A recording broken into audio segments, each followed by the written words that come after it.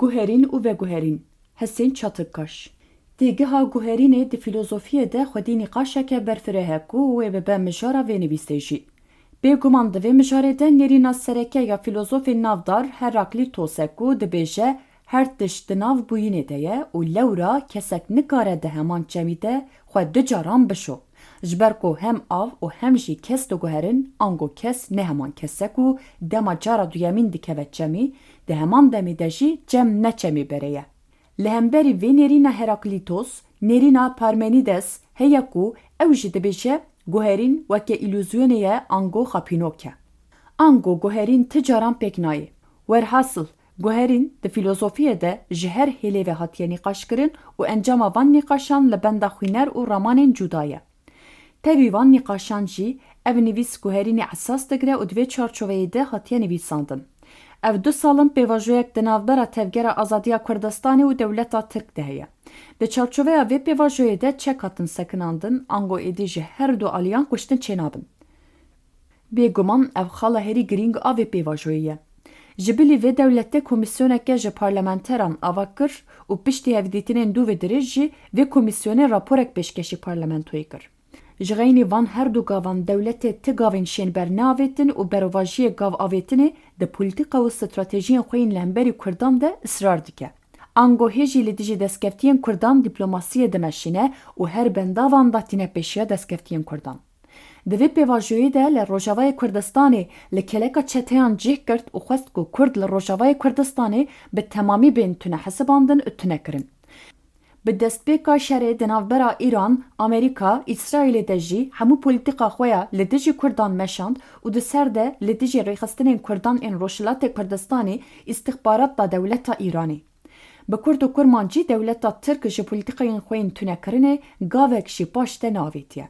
Li Tevgera Azadiya Kurdistanê û rêbertiya wê ji bo çareserî û aştiya gelek gavên şênber ên wekî xwefesekkirinê û xwepaşvekişandina gerîlayan avêtin. Bêguman em Kurd dizanin ku wê dewleta Tirk bi awayekî hêsan ti gavan neavêje. Ji ber ku heta îro Kurdan bi têkoşîn û berxwedana xwe li dijî dagirkeriyê hinek tişt bi dest xistine. Bi vê pêvajoyê û şûn de jî wê bi heman awayî mafên xwe bi dest bixin, lê ji îro pê de li holê çek tunene. Ango kriminalîzekirina Kurdan a dewletên dagirker tune ye ku van dewletan her tim li hemberî Kurdan bikartînin û li qada navneteweyî wekî perdeya ve şartina rastî û heqîqetê li dijî mafên Kurdan bi dest dixistin. Ji ber ku di pergala dewletan de dewlet esas, kirde û rewan e, maf û rewabûna Kurdan bi çekan dihat sansûrkirin û ji hêla dewletan ve jî ji nedîtî ve dihat. Bi vê pêvajoyê ev perde ji holê hat rakirin û êdî wê ti dewlet û hêz nikaribin rewabûn û mafdariya Kurdan veşêre. Lewra êdî Kurd berê xwe didin polîtika û dîplomasiyê. Ji bo vê jî behsa guherîn û veguherîneke radîkal tê kirin. Li hemberî gavneavêtina dewletê divê em çi bikin? Ango ji bo guherîna navxweyî divê Kurd çi bikin? Bêguman di vê hêlê de jî Kurd xwedî tecrübe û ezmûnin. Li her çar aliyên Kurdistanê tecrübe û ezmûn li ber destên me hene. Tecrübe û ezmûna herî ber bi çav Rojavayê Kurdistanê ye ku Kurdan hemû polîtikayên hêzên navneteweyî pûç kirin. Helwesta Kurdan a yekgirtî bû sedem ku polîtikayên dewletên dagirker û navneteweyî serobino bibin. Her wiha avakirina yekîtiya partiyên Rojhilatê Kurdistanê jî danîşandan ku Kurd bi gotinên beredayê nayên xepandin. Di heman demê de dewleta Tirk dixwest ku bi pêvajoyê du bendiyên mezin bixe nav Tevgera Azadiya Kurdistanê û rêbertiya wê ku plan kiribû wê Tevgera Azadiya Kurdistanê bi ya rêbertiya xwe neke û çekan bernede. Lê berovajiyê vê hemlê û gotinên dewleta Tirk û hêzên navneteweyî Kurdan hemle û stratejiyên nû ava kirin. Ango Kurdan rêya çareseriya pirsgirêkan weke rêya sêyemîn binav kir û xwe wekî nûnerê vê rêya sêyemîn danîşandin. Ji ber vê jî hemle û stratejiyên van hêzên derveyê Kurdan hemû nîvcoman.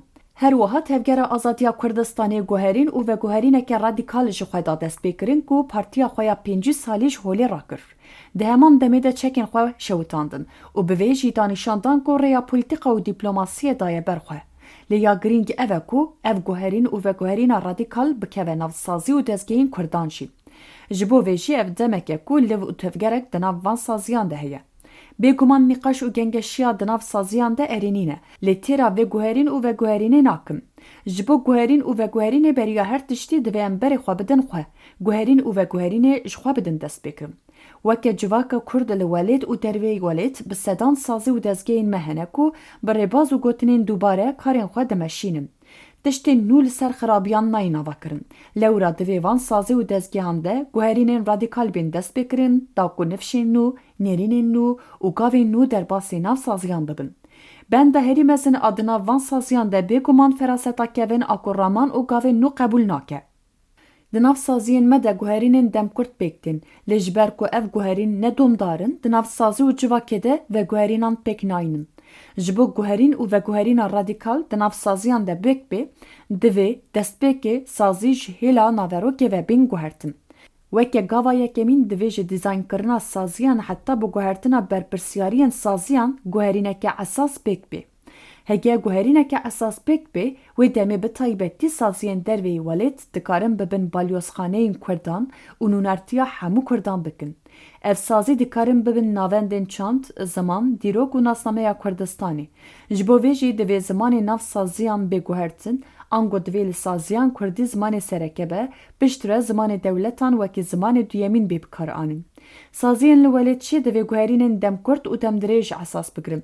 Li ser meselê şarederî ji bo zimanê Kurdî dikarin stratejiyên demkurt û demdirê ji deynin pêşiya xwe. Ji bo stratejiyên demkurt dikarin hemû medyayên xwe yên civakî bikin Kurdî. De serî de li ser medya civakî bi taybetî siyasetmedar, rojnamegerên Kurd û bi giştî hemû Kurd seferberiya zimanê Kurdî bidin destpêkirin û tenê bi Kurdî binivîsin. Pêwîst nake ku em xwe bi zimanê dagirkeriyê bi wan bidin fêmkirin. Ji ber ku bi salan e ku Kurd bi zimanê wan diaxivin û dinivîsin ku ji bo ew Kurdan fêm bikin. Lê ew ê bi feraseta tunekirinê ti carê Kurdan fêm nekin. Lewra êdî divê em berê xwe bidin xwe. Ango divê Kurd ji hevdû fêm bikin. Li ser meselê dema Kurd bi Tirkî diaxivin û dinivîsin Kurdên Rojava, Rojhilat û Başûrê Kurdistanê fêm nakin. Dema bi Erebî diaxivin û dinivîsin Kurdên Bakur û Rojhilat fêm nakin. Werhasıl, ji bo em ji hev fêm bikin, divê em zimanê Kurdî bixin navsaziyên xwe.